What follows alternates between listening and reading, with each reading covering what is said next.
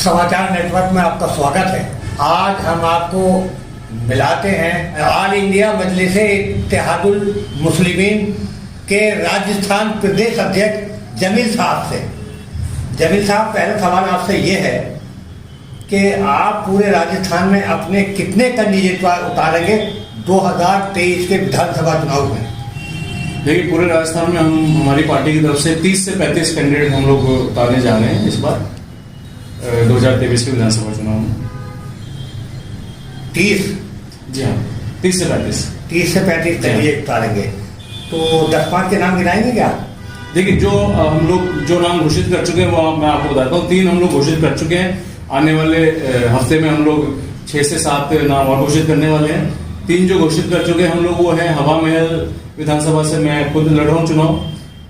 कामा विधानसभा से हमारे पार्टी के महासचिव इमरान नवाब साहब लड़ रहे हैं और फतेहपुर विधानसभा से हमारे पार्टी के महासचिव एडवोकेट जावेद अली खान साहब चुनाव लड़ रहे हैं।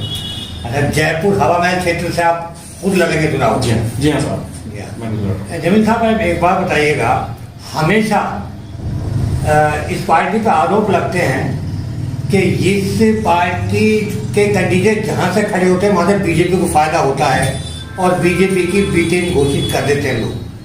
तो ये बात कहां तक सच है या क्या सच्चाई है? देखिए, ये ABCD टीम के फेर में तो हम लोग नहीं पढ़ते।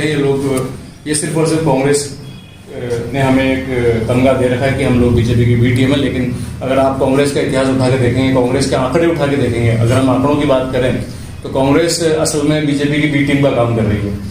आप यूपी का चुनाव देखें, कांग्रेस यूपी में 400 सीटों पर चुनाव लड़ती है और सिर्फ 2 सीट जीतती है और 2.5% वोट लेके आती है। तो बीजेपी की मदद किसने की? कांग्रेस ने मदद की। हम तो नहीं लड़े सारी सीटों पर चुनाव। आप राजस्थान की बात करें, आप 2014 और 2019 के लोकसभा के चुनाव की बात करें, हमारी पार्टी तो चुनाव नहीं लड़ी। बीजेपी फिर भी 25 की 25 सीटें लेके गई राजस्थान में। और 2019 में आप देखें कि मुख्यमंत्री अशोक गहलोत के बेटे खुद चुनाव हार जाते हैं, जबकि वो खुद मुख्यमंत्री के बेटे हैं। तो हमारी पार्टी तो चुनाव नहीं लड़ी। फिर आप आंकड़ों की बात करें तो 1000 से ज्यादा MLA MP ऐसे होंगे और बड़े नेता ऐसे होंगे कांग्रेस के जो बीजेपी से जा मिले। तो बीजेपी की असली B टीम तो कांग्रेस है। दोनों पार्टियों ने सिर्फ नाम चेंज है इनका, बीजेपी और कांग्रेस, काम एक ही दोनों का। दोनों मिलजुल के काम करते हैं हर जगह। आपका कहना है कि अगर शब्दों में कहा जाए, एक ही सिक्के के दो पहलू हैं। एक ही सिक्के के बीजेपी और कांग्रेस एक ही सिक्के के 2 पहलू हैं और आप पे खामखा इल्जाम है बेशक, और यही पार्टियां आप पे इल्जाम लगाती हैं। जी हाँ। तो आप ये बताइएगा, क्या आपने बूथ स्तर के कार्यकर्ता, आप खुद जहां से चुनाव लड़ रहे हैं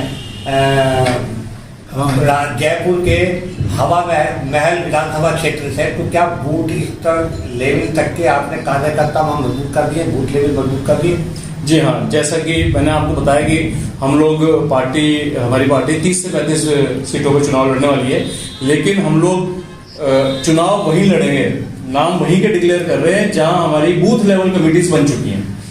तो उसी तर्ज पर हवा महल, कामा या फतेहपुर में हमारी बूथ लेवल की टीमें बन चुकी हैं। इसलिए हम लोगों ने वहां के नाम अनाउंस कर दिया और वहां से हम लोग मजबूती चुनाव लड़ रहे हैं। आने वाले समय में जहां भी हमें बूथ लेवल कमिटीज की डिटेल हमारे पास आ जाती है, बूथ लेवल कमिटीज से हम लोग मिल लेते हैं। उसके बाद हम लोग उन विधानसभा क्षेत्रों के भी नाम अनाउंस कर देंगे। एक आखिरी सवाल है आपसे, क्या 30-35 जगह से जब इलेक्शन लड़ाएंगे विधानसभा क्षेत्र में, तो आपको कितने कैंडिडेट जीतने की संभावना है?